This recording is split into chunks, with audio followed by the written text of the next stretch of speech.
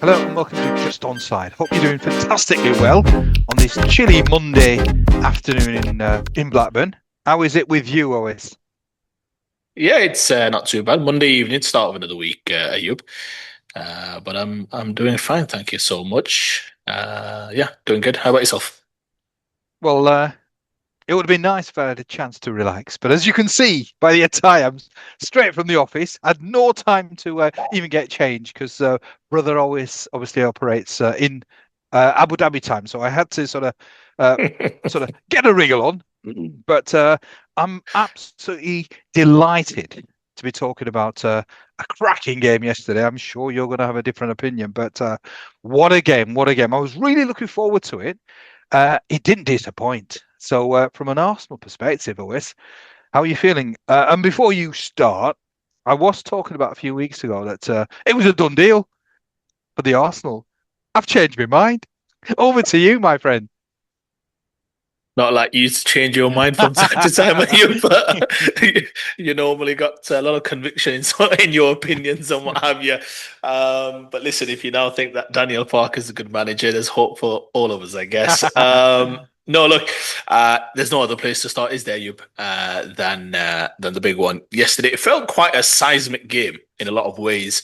If you look at the games now in terms of count of games, they're whittling down, Ayub, and given the opportunity that Arsenal had yesterday, it felt big. It felt big to me. If you look at the fixtures that they've got, this was one of the six fixtures that I felt as though, it's going to be a tough one, especially given what Manchester United did last week. Look, my initial thoughts are I thought Man United deserved to win. Uh, I'm not saying Arsenal were poor in the sense of that they were completely played off the park. It wasn't that type of game. And Arsenal are not going to be the kind of team that does get played off the park.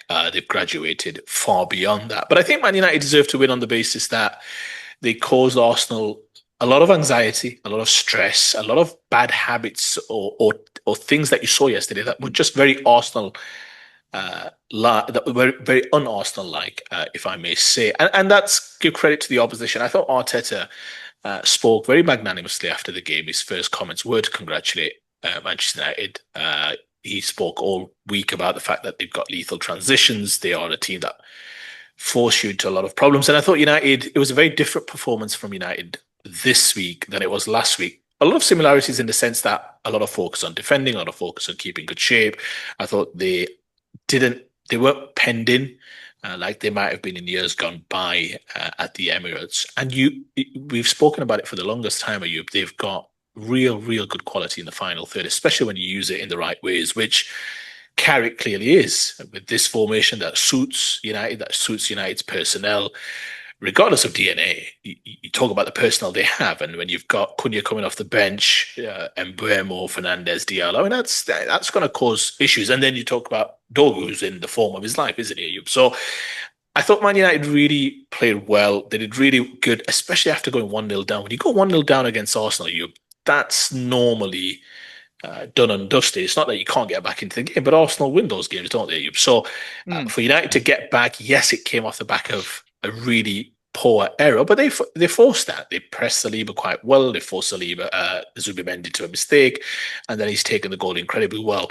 You saw Arsenal's reaction there afterwards. I think if you check some of the passing statistics, their passing declined by I think like 10 to 15% in the next 7 minutes. And it was palpable, wasn't it? When you watch the game, you're thinking all of a sudden they couldn't find anybody. Even 6, 7 yard passes seemed to be very difficult. No real reaction after the half time. Incredible goal from Dogu. Fantastic goal. I'm not sure. I could understand they're looking for the handball, but it wasn't because it's inconclusive. When it's inconclusive, it's a goal. Great finish. Wonderful finish.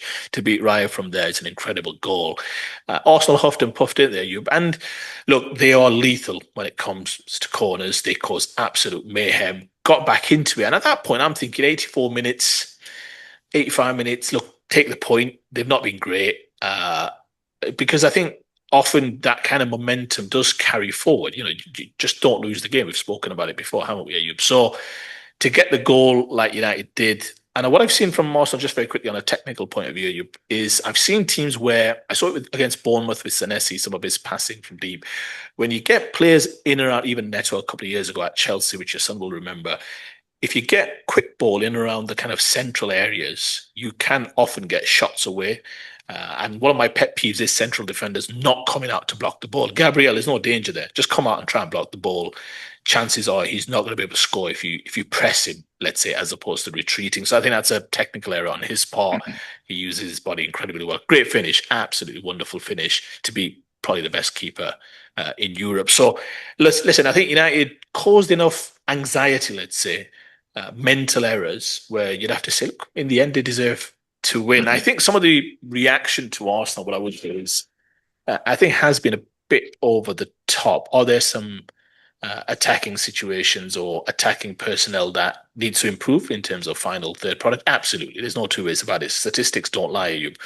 But the fact of the matter is, I think when you look at it, Arteta, I thought, not just in his post-match interview, but also if you watch the press conference word for word, absolutely nailed every last comment. He was pushed and probed about Patrick Vieira's comments. He straight batted it, said, fine, no issues. If you want to win the title, there's going to be mental challenges along the way. You're going to get knocks. You've got to pick yourself up. It's not hunky dory. So I think the manager's right on point with how it needs to be. And I'm generally of the view that, look, it was a bad day at the office. Arsenal were not good. They did not do the basics well at all, Ayub. I think even when they made substitutions, you saw Madueke, mercurial in terms of his talent, not precise enough, not concise enough in the final third. They are struggling. They don't have a number 9 who can make a difference in terms of getting his own, as I always say. So yeah, look, they've got some challenges. But in terms of the larger picture, just very quickly, Ayub, I think it seems Arsenal, and to some extent, I understand it, that they are given, let's say, the treatment of, well, let's see if you can do it. Because then I think that's fair. They've not done it for a number of years, 2 decades plus. So that should be the question mark, that we don't know if this team can cross the line. And I think that's fair. What I would say is that commentary then has to be within the framework of you're top of the league, 4 points clear, you're top of the Champions League, and will qualify in the top 2 positions. It's not broken. It's just there's room for improvement, which is the slightly over-controlled nature of their football, not leading to, let's say, this kind of attacking fluency. And we've spoken about it for the last couple of years, Ayub, this risk-averse, full of caution, control, dominance that they try and exert on the game, which then means teams are often in 2 banks of 4, and that leads to this kind of more methodical goals that they continuously have to score. Arsenal very rarely score these open type situations unless the game's opened up in the last 15 to 20. So what I would say is, bad day at the office. You can give credit to the opposition. It's a team flying high at the moment, at you. Man United look really good from a defensive point of view, and they've now got all of them back. You mentioned the word timing a couple of weeks ago. You're absolutely right. All of them are back. All of them are fit, firing, feeling good about their games. They look really good. Dogus looks really good all of a sudden. Originally you're thinking, is he a player? Where does he play? He was playing wing back, all the rest of it. But he looks really good. So you can give credit to Man United, which I think is fair, which I think should be the case. But I would temper some of the, let's say, rhetoric around Arsenal, which is that they've only got themselves to blame and all of that. It's a game of football. It's the Premier League. It's not easy. You're going to take your lumps along the way. They've taken the least amount of lumps to date compared to the other teams. So I think it's just, let's see how it goes. And I think one final comment at you, if I may, I think it just gives them a great opportunity still, because sometimes you want your team. I mean, you've spoken about it in different ways about Leeds in previous years, which is, it's a different end of the spectrum. We know that, but you've spoken many times mentality. Let's see what these guys are about, character. You were very skeptical. I'm not as skeptical, but it gives you that opportunity to put it to bed. It gives you that opportunity to say, no, we took a few lumps along the way, but we managed to cross that line. And you can imagine what that would do in terms of that, the players, the staff, the club, in terms of how they go forward. I'd go as far as to say, if they get over the line this year, chances are they'll be favourite for it next year, won't they? So it's crossing the first one, I think, is the most difficult. I'm okay with that. It should be difficult. I don't think it's just going to be plain sailing. But I think they've still got a wonderful opportunity to put some of this to bed, get on the road, get back on the horse, so to speak. And it's a nice, easy game next Saturday. So what's the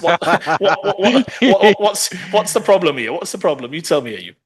Yeah, absolutely. I was going to sort of say the saving grace for the Arsenal is that they have got Leeds, albeit it's at Ellen Road. We've got a decent record, but I think They're going to be smarting after two sort of indifferent performances. I mean, maybe perhaps it's a little harsh saying that the performances are indifferent, but that's 1 point from a potential six.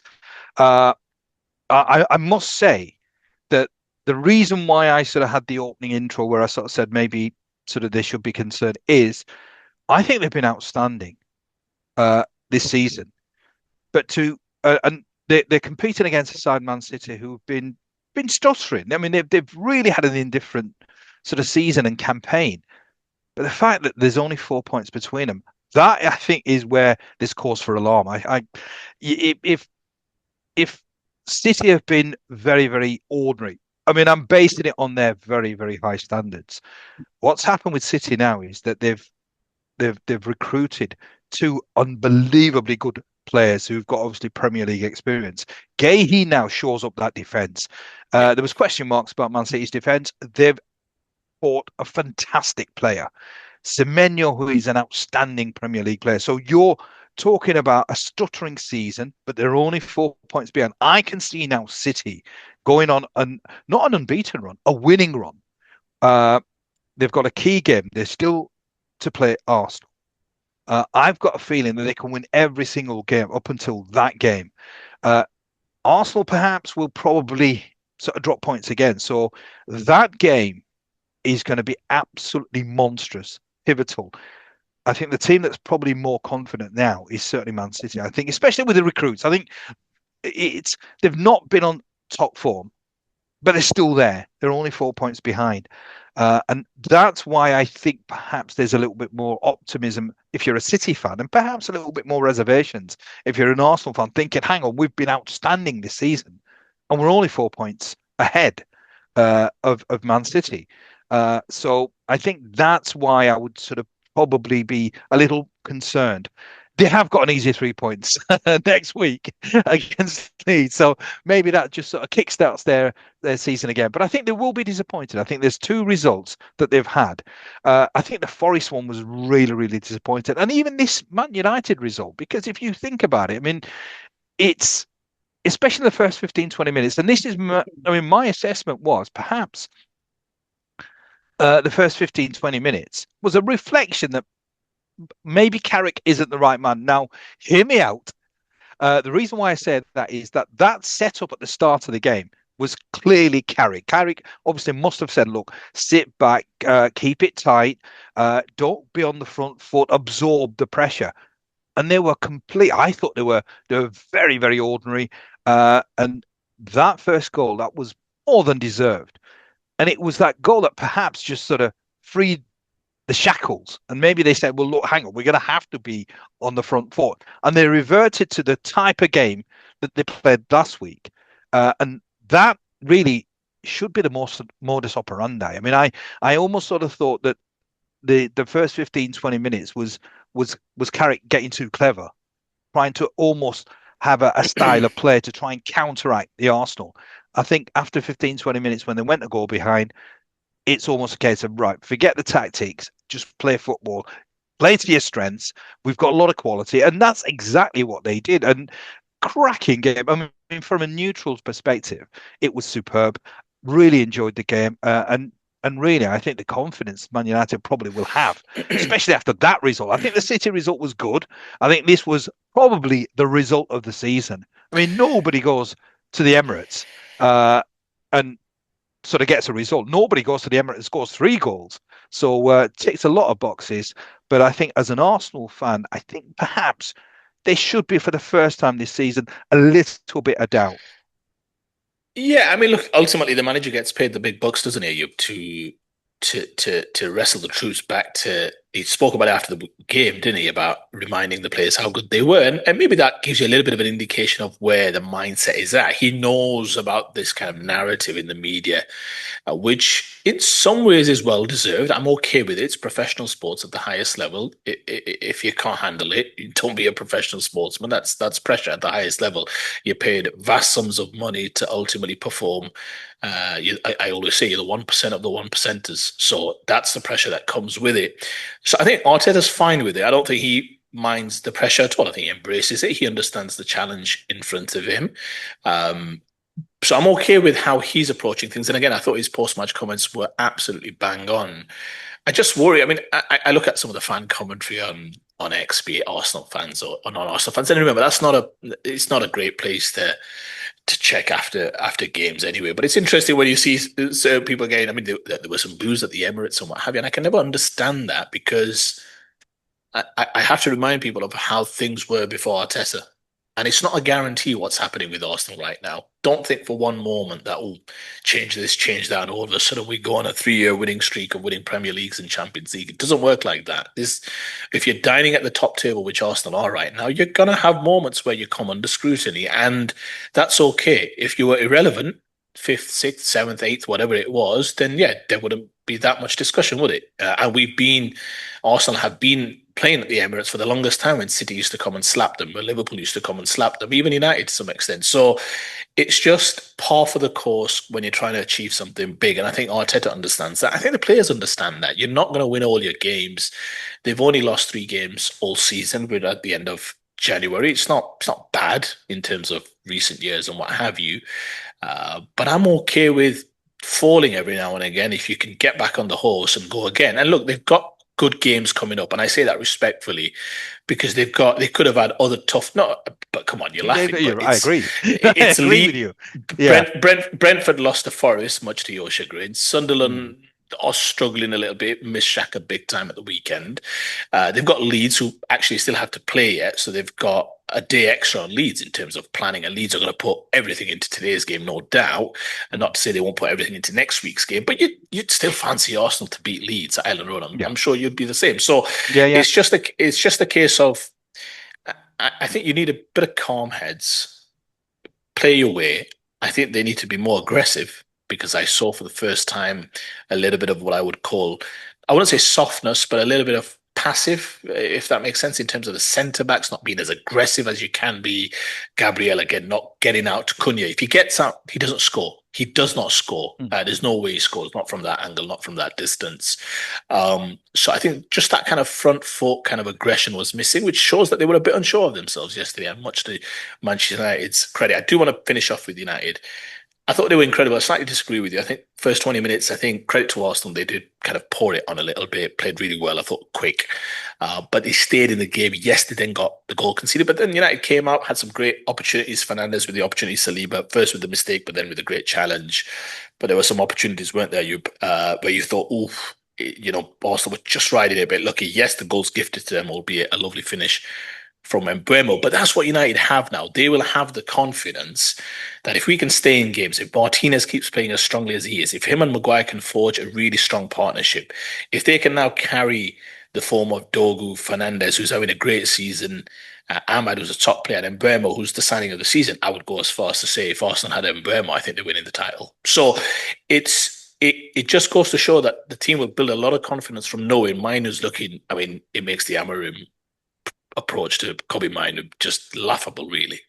If you don't fancy him, fine, but he can't be this good, and yet you just absolutely frozen him out. Surely you've got to at least have him in around the squad.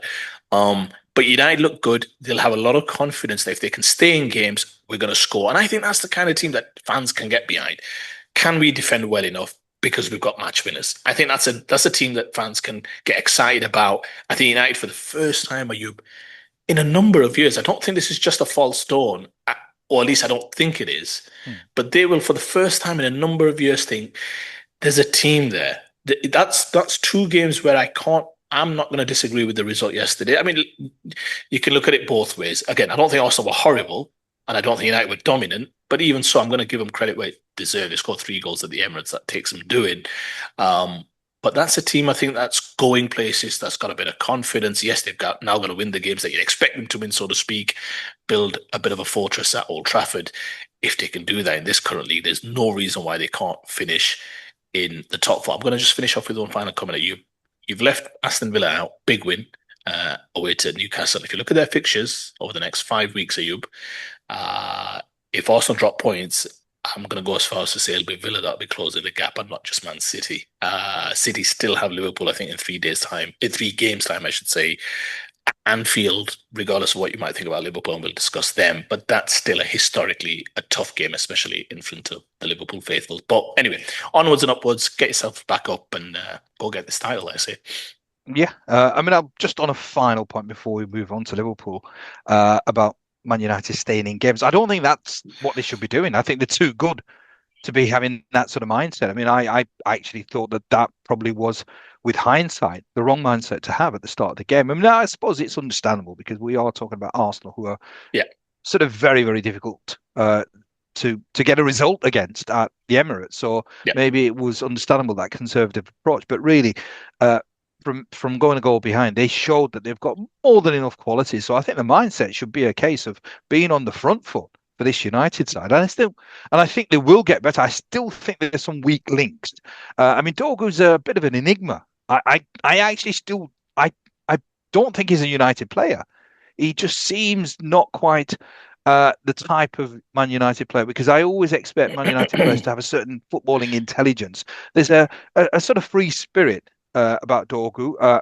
Outstanding goal. And he put in a shift. He had a really good game. I still think there's probably better out there. For that, sort of Martinez as well. He's. I think the injuries have taken their toll. I think he's still a damn good defender, but I don't think he's the defender that maybe United bought, because he's been plagued with injuries. And I think there's just something sort of not there. There's a small, and in the Premier League, it's just fractions. If you're fractionally off your game, it's what I mean. It was that sort of the own goal. I mean, he sort of kicked thin air, and that's just not something that you'd expect. Now you could sort of say it's the odd mistake, but maybe, as I said, maybe I'm being too critical. But I just sort of think that they maybe need to invest in about two or three players. But this team will be next year serious contenders for the league. Settle down, mate. Settle down. I mean, relax. I mean, I like them as well, but I think that's going a step too far too soon, at least. Anyway, what I would say though, it's funny how expectations work. It's funny how games work. You mentioned the word margins there. You 2 to 85 minutes. Arsenal haven't played well. You're thinking at that stage, if Arsenal find something, a miracle now in the last minutes, last embers, you could just imagine the commentators talking about it's written, that kind of thing, names off written on the trophy, because there are games where you win and it's the manner in which you win at a certain juncture in the hunt, let's say, that you think, well, this has got to be it. I mean, to forge a 7 point gap in the manner that they have, when not playing well, but they found a way, which is what champions do, isn't it, Ayub? So it's there, isn't it? And then obviously Cunha takes that away from them, and you saw that as an absolute disconsolate bodies. But it's funny, if you flip it the other way from a United perspective, season's going absolutely nowhere. A lot of negativity. You fire the manager. You have to face the embarrassment of playing the least amount of games that they've ever played, or for the longest time, which is essentially 40 games, 38 games, one League Cup game, one FA Cup game, 40 games throughout the season. And maybe that's really working well for them right now in terms of time spent on the training ground and freshness and lack of injuries and all the rest of it.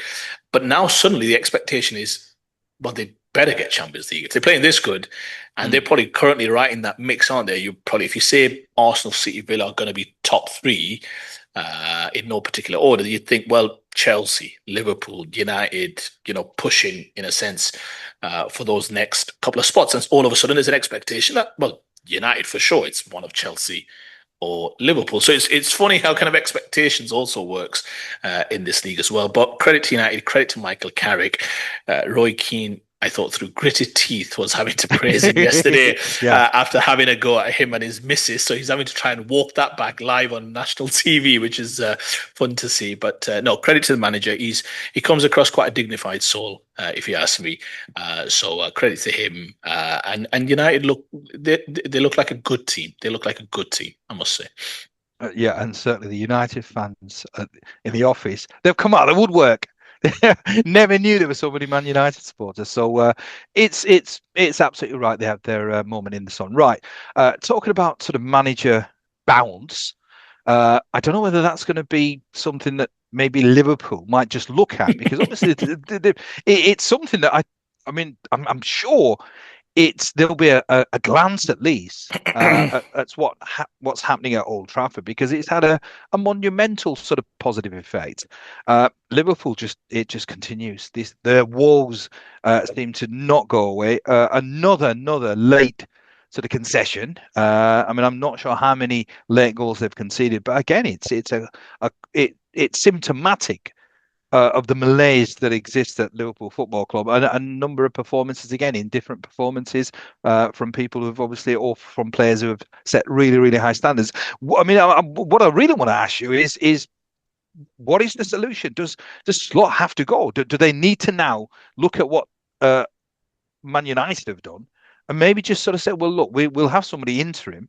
Alonso seems to be a name that's obviously bandied about a lot, so he may sort of come sort of for the start of next season. But Stevie G, very much in this sort of Carrick-esque mode, somebody who's obviously a legend at the football club. Uh, it's I don't know. I certainly think it's something that should be considered. What's your thoughts on the game? Just go through the game, and then obviously what your thoughts are in terms of sort of what Liverpool do next. You use the word malaise. Are you ever the wordsmith that you are, man of the theatre and what have you? But malaise is the absolute right word, I would say. I mean, um, it's it was an incredibly disappointing day. It felt like a day of reflection, actually, whilst I was watching the game. I was thinking about everything that was wrong with Liverpool, not just in the game. Um, this was the Bournemouth team minus Justin Kluivert. Tavernier was missing. Semenya's obviously moved on. So that's Mm. essentially the engine room in terms of midfield goals, creativity, missing. So Bournemouth were rocking up with a lot of injuries, a lot of issues. I think Brooks might have also been missing. You'll have to check me up, fact check me on that. But you've got all of that going on. And initially, yeah, Liverpool looked decent. They looked good. Salah's back in the team. And you thought it's just a matter of time because Bournemouth like to play, don't they? So you're thinking it's just a matter of time before Liverpool find a way. And it's just a litany of errors. And a litany of errors, not just on the pitch, are you, but symptomatic of what's happening off the pitch right now. Because you've got Van Dijk for that first goal, just lackadaisical. I mean, he spoke about the wind. And I know it was not the most easiest of circumstances, but what's the phrase? Are you heavy lies the head that wears a crown or whatever it is? We think about him as one of the best defenders in the world. You've got to deal with that. He's getting paid a serious amount of bucks. Now, some might say, well, still, he's not bereft of making a mistake, but it's easy. I mean, kick it off. He's just it's a waft of a kick. The players obviously kept it in. Evan Nilsson bangs it in. Insult to injury. Gomez gets injured. And that brings on the issue for the second goal. I mean, he gets injured in that incident. So Van Dijk's got to blame for the goal and probably his teammate getting injured, unfortunately, in very difficult circumstances. But then I don't know. I mean, I watched that game live and I was thinking, okay, Bournemouth have kept the ball for a long period of time. So I understand that he can't get the sub in. But there was just a brief time in the early part of that. Maybe perhaps the player wasn't warmed up, difficult circumstances early on, first off, all the rest of it. Probably still trying to work out who to bring on, which brings me on to the off the pitch. If you're having to bring on Wataru Endo to play centre back for Liverpool Football Club, English Premier League champions, January, when you've had the summer window to address this, and you've had a few weeks of the January window to address it. You talked about Mark Gay, the one that slipped through their fingers. He played for Man City over the weekend on that Saturday afternoon, played really well, made a great block at the end as well. I thought Wolves actually played quite well in that game in the second half. But that's the player that they could have had playing for them at Bournemouth. And yet they were putting on Wataru Endo, who started off a bit shakily and he finished the game okay. But to not be able to bring him on for 7 minutes, although the second part of that, Bournemouth kept the ball incredibly well, smartly, didn't let the ball go out of play and all the rest of it.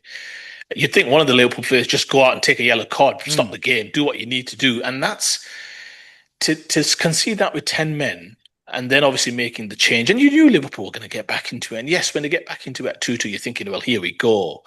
But again, absolutely so soft. Van Dijk again complaining about what? He clips Curtis Jones's foot firstly.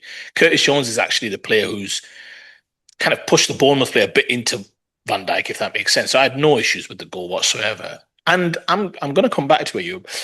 You either want to win games of football, you want to win moral arguments. You can keep moaning at the ref afterwards. Ref managers had a go. He's emotional. I get it. Van Dijk's having a go. He's emotional. I get it. But do you want a soft team who's going to complain to the referee all the time, like Vicario was doing the week before when West Ham scored that goal? Or do you want a team of proper monsters who are going to win that situation? Say, look, we're not going to win the game, but we're damn well sure not going to lose this game. I mean, Bournemouth, yes, cause havoc with long balls, but I mean, it's just a free for all, Ayub. I mean, someone needs to deal with it. And I've said it for the longest time.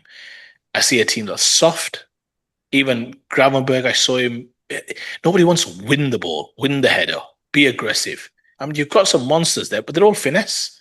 And it's just so poor in terms of the planning for Liverpool Football Club, Ayub, not to have a proper centre back. Van Dijk's had to play every single minute this season.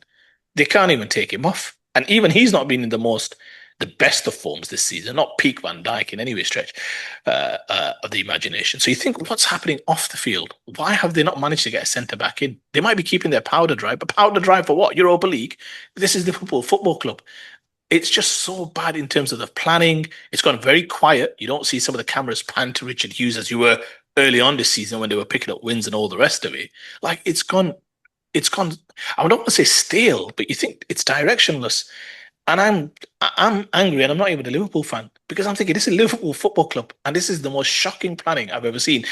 If you're willing to pay 30 million for Gehi and he's in an MRI chamber having his MRI done, and that's when Palace pulled the plug because they've not found a replacement in the summer, surely you've got to say to Palace, right, okay, but in January 1st, we're picking him up. We're going to pay you 10 million less, but let's get the deal done now. It's as though they thought, let's see if we can get him on the cheap. Who knows? Maybe we can just stretch it out till the summer.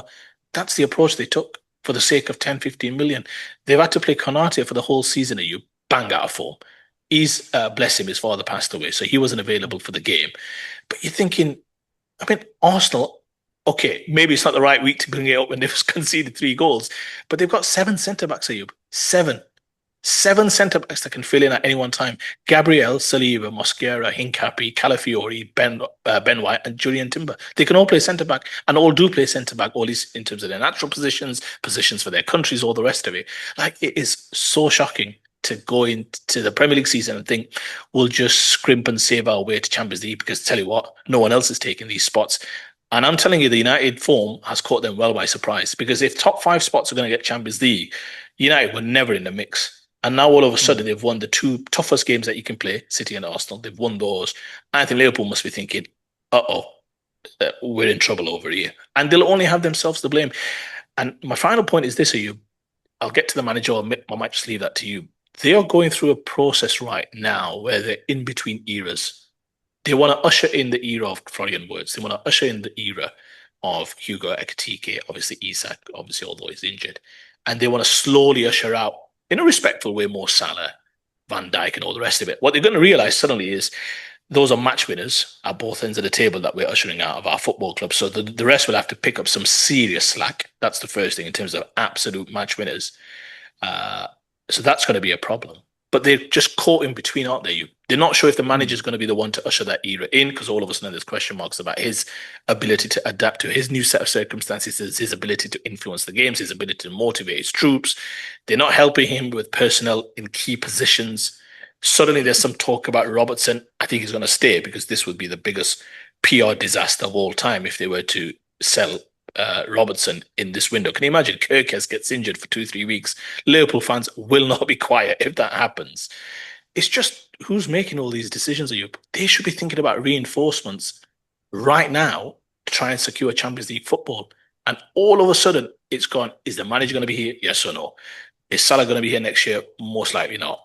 Van Dijk will be heading into his final year of the season. Edwards and Hughes are apparently going to be heading into their last years of the season. Like it's just a malaise.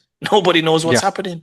And Konate is probably going to leave. So suddenly you've now just got one centre back. And that's an aging, top quality, but aging centre back. Like it's just, all of a sudden, it just goes to show if you take your eye off the ball, if you think we're bringing Ekitike, big money. We're bringing Isak, big money. Florian Wirtz, best midfielder available in Europe. We bring him in.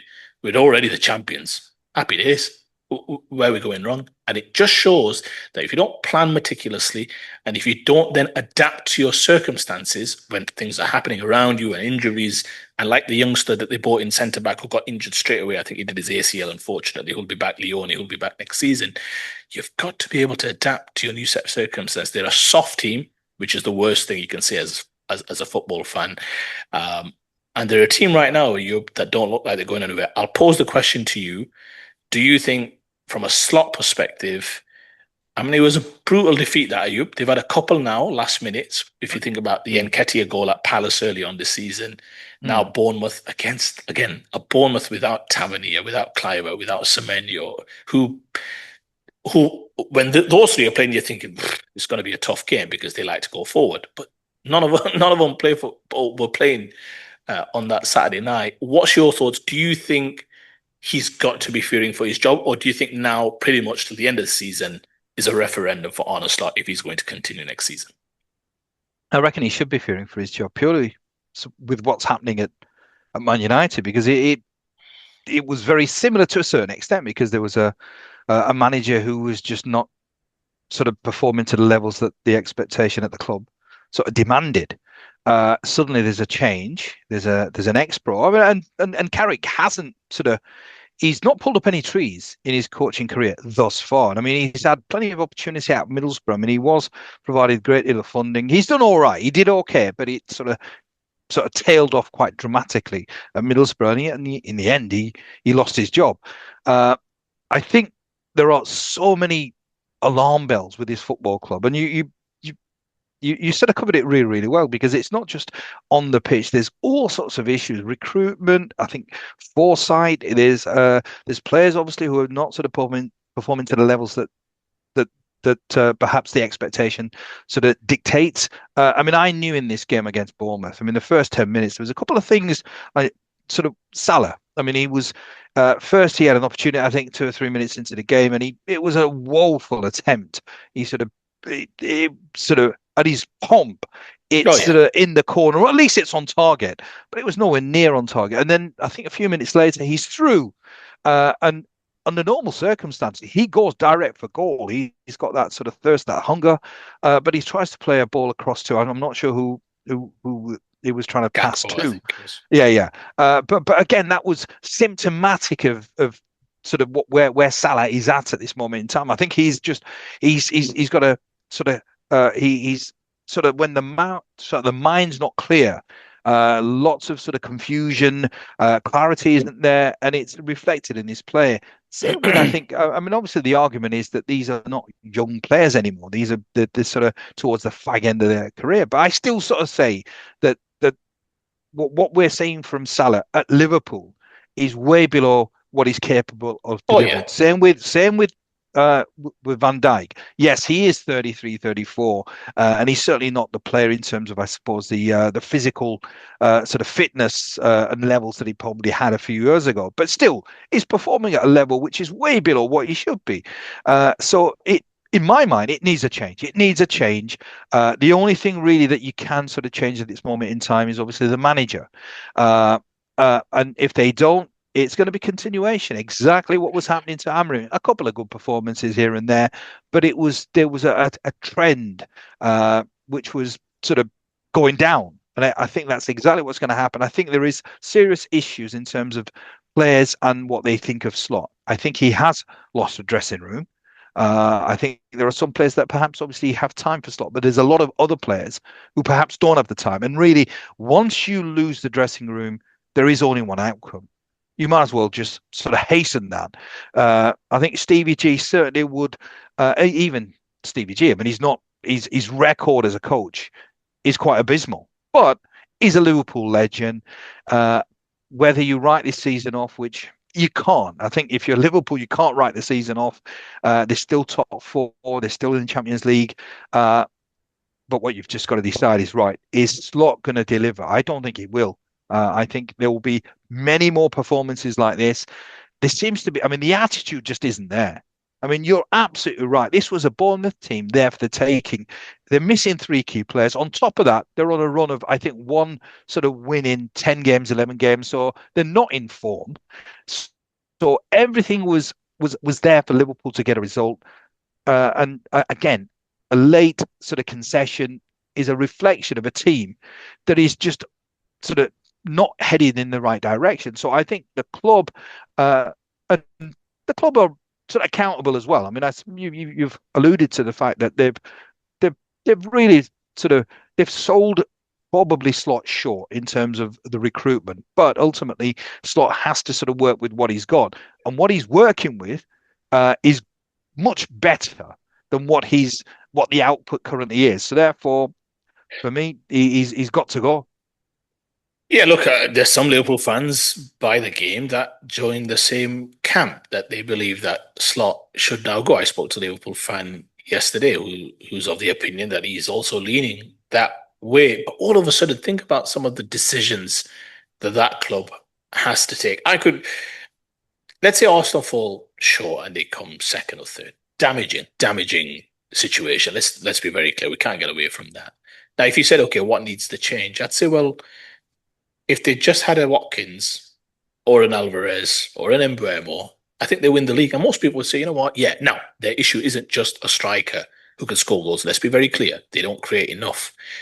But a guy who can get his own. You saw Watkins' movement for that second goal, just wanted it. Alvarez, somebody who they've been linked with, just youngster, 25, I think he turns 26 soon. Peak of his powers, can get his own, runs around, can get his own. And a striker who can get his own, you'd say, you know what? If Arsenal just address that, everything else is there. Top centre backs, top goalkeeper, top coach, top midfield. Just they need somebody who can just sprinkle a little bit of goals at the top end. With Liverpool, think about some of the decisions that they've got coming up this summer. Most likely they're going to lose Mo Salah. How do you replace that? Not replace the Salah of today, because you're right, he's way below his best. He's not the physical specimen he was. You see his indecision on the Yeah, pitch. You see, even doesn't have the same power, the same finesse that he used to do. So you're gonna lose him, and they'll want to lose him because they're not going to yeah, pay 400,000 a week for that output and for that yeah. end product. No way, no way. Mm. So he goes in the summer most likely, or Liverpool will hasten that departure. You've got to make a decision if you're going to give Van Dijk another year, or do you then leave him going into that last year like he was the year before, going into, let's say, a contract year, so to speak. And he might be of the opinion that my road here has come to an end. I want to finish off somewhere different. That could be anywhere. He's got interests outside of football. I'm sure he'll keep playing, but he might want to go to the US. Mm. Who knows? I have no Mm. idea. So you might just think it's the end of the road. So you've got Van Dijk. So once you think that Alisson, has he got another year left? He's definitely not the goalkeeper that he once was. Still great, but still not the goalkeeper he once was. Then you've got fullback situations, Robertson potentially leaving. Kirkes is improving, but you'd say, oh, Kirkes and Frimpong right to start as fullbacks. If there's any situation about Van Dijk, they've not got any other centre back at the football club because Konate most likely might be leaving as well. Then you think about McAllister, who's dropped multiple levels. What are you going to do about him? There's some rumours about Barcelona being linked with him. They definitely need at least one, if not two, quality midfielders to go into that midfield. And then you think, well, we've got two strikers, probably can only fit one, and we bought both of them for about 200 million combined, and we're probably paying them both about 500k a week combined, let's say. So my point is, all of a sudden, you've got a dearth of wingers. I mean, they've got so many decisions. Do we stick with the coach? I mean, how are you gonna fix all of that in one summer Mm. window? You're not, is the answer. So it's going to require the most ridiculous amount of kind of threading the needle that you've ever done to try and get them back on track. Because as good as they were last year, they still had, I would call it, a world class team left by Klopp. Slot had his imprints all over that. I thought there was some great management in terms of management adjustments in game that he produced, but everyone was still, Salah was fired. And I keep coming back to that famous phrase that Nasser saying always coins: when you've not climbed a mountain for a while and you finally get on top of that mountain, which is that one last league title that they wanted to win as a group, they've all just exhaled a bit, haven't they, Yub? And you see that in terms of some of the performances. So for me, I don't know how they fix it. That's what I think a lot of Liverpool fans see, that think, bloody hell, where do you even start? It's not like we've just got one issue to address. We've got about eight. How do you address eight issues in one summer window? So honestly, I don't know where to start. They've got to make a decision on the manager. I agree. Now the time has come where it is a bit of a referendum on how he ends the season. And if he doesn't get Champions League football, which would be unfathomable at the start of the season when you're the Premier League champions. And remember, they ran away with it last year, much to their credit. If you don't get Champions League football the next season, you're thinking a lot of these footballers are getting paid a hefty whack, and you're not even Mm, bringing in Champions League money. Obviously, a lot of those footballers want to play in the Champions League as well. Liverpool will always be Liverpool. The pull will be there, but do they, like you said, pull the trigger and say, you know what, we need to go in a different direction because what this football club needs in the next couple of years is not what Arne Slot can provide. It's a big call. It's an mm, absolutely big call. Uh, but I think it is one that they might think about in the summer. Who makes that call? Is it ownership? Is it Edwards? Is it Hughes? Obviously, ownership have to sign off on it. But there's so much, like I said, so many issues. And right now, just to finish off, Ayub, I watch that team and I just think, again, they're just a ridiculously soft team. And mm. that's not what Liverpool were. You think about the Klopp teams, power, transition, speed, precision in terms of their finishing, counter-attacking, lethal, absolutely lethal on the counter-attacking. It was a situation in the second half, I think it was 2-2. Words, I think, and it was just around the edge of the box. You're screaming, shoot, because Bournemouth were just camped in their penalty box, and he still tried to thread the needle. And I was saying to me, son, you've got to keep defenses honest. You've got to take a few shots. And it was inside. It's just a soft team. Teams a bit Mm. too finesse. Wants to play their way through teams. So, look, many issues. I can't believe it's gone this badly so soon, so quickly. But they've only brought it on themselves. Like I said, I mean that centre backs. Wataru Endo playing centre back in a Premier Mm. League game is shocking. I think the Yeah, club really has to look at themselves. The sub 7 minutes again, confusion, inability. It's just the malaise, like you said, that yeah, Liverpool are going through right now. So difficult times. United's upturning fortunes will definitely put them kind of a microscope on Liverpool's misfortunes right now as well, and they've got a race on their hands, at you because right now, if you said it's 2 from 3 Chelsea, United, and Liverpool, right now you'd have to say they're going to be the odd one out.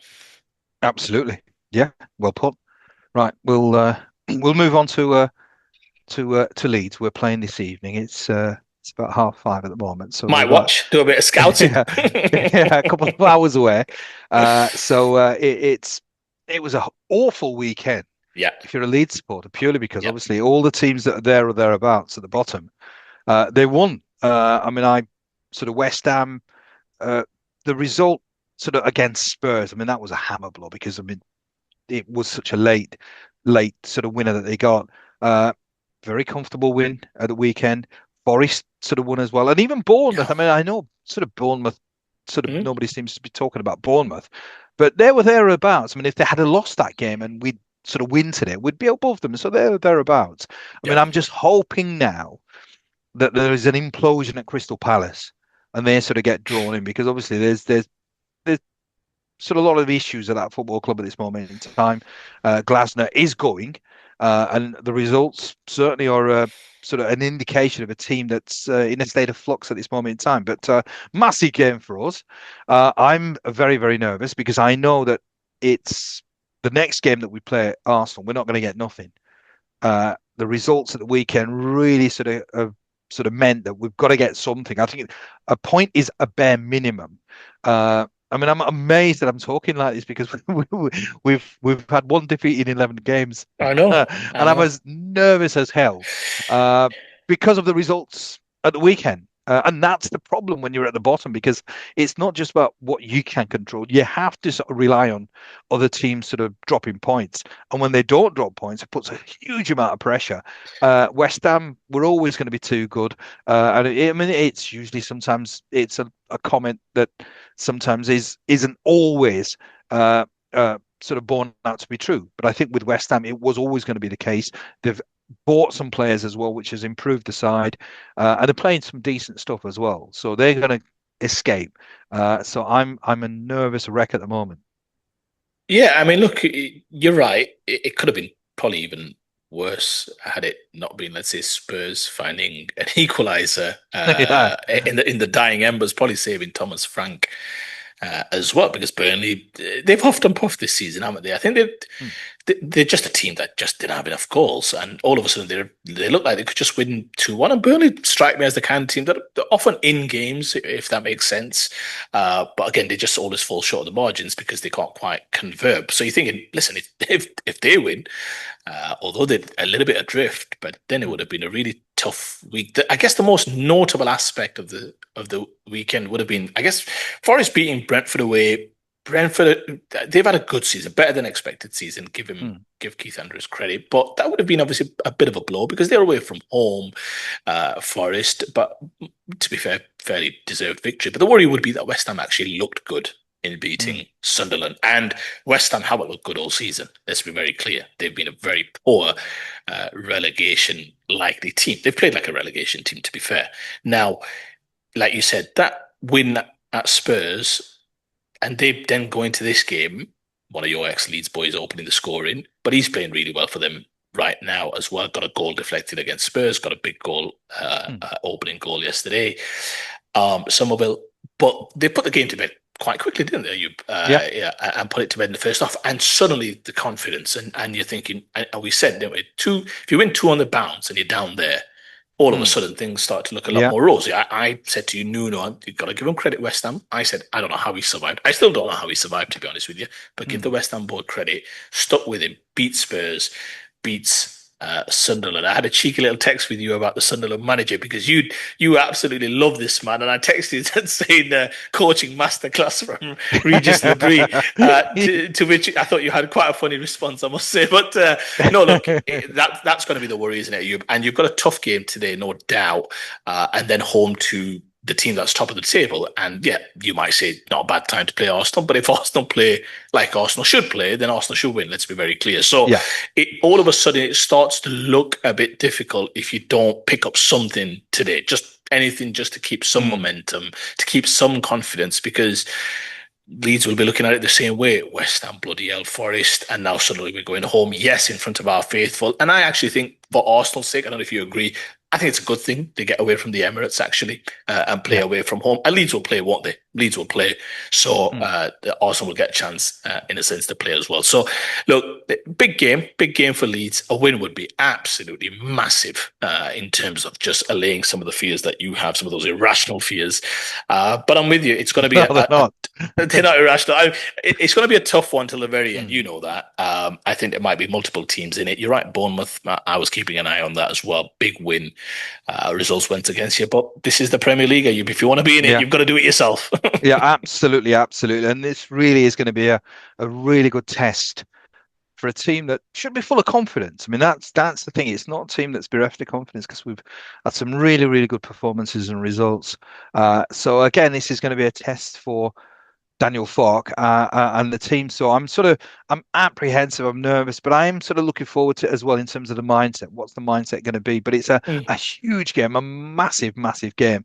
But this is what you sign up for when you're in the Premier League. You're absolutely right. So I'm sort of begrudgingly looking forward to 8 o'clock. I'm gonna go to sleep because I won't be watching. I was joking. I was joking about scouting them for next week. There's nothing to scout, mate. But the point is, I'll just be waiting in the morning, and I'm sure I'm gonna have like 8 texts regarding how crap Daniel Farke is as a manager and all the rest of it. Yeah, that will be on its way. All right. So on that negative note, I think we call it a day. So as always, thank you so much for joining us. Hope you enjoyed the show. And until next time, take care.